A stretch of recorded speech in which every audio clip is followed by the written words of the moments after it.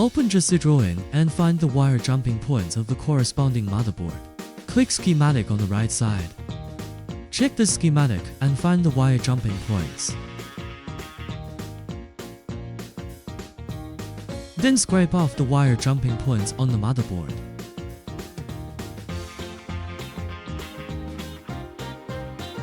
After cleaning, you can check the next wire jumping point on the JCDrawing.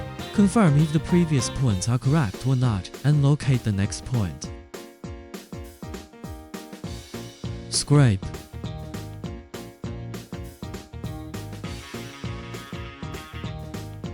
Scrap the full points of data, clock, power supply and grounding in sequence and connect the enameled wire.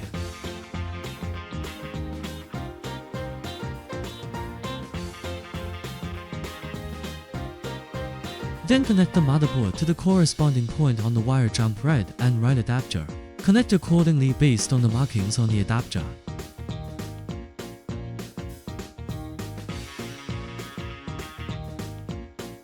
After jumping wire, buckle the adapter on V1SE. Open the EEPROM app on V1SE.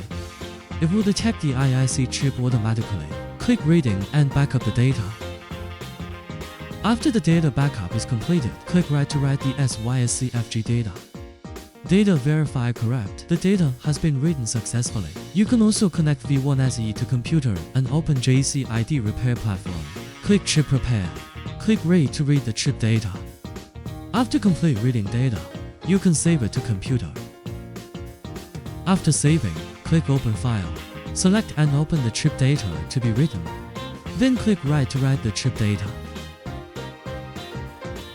Complete to burn data and writing successfully.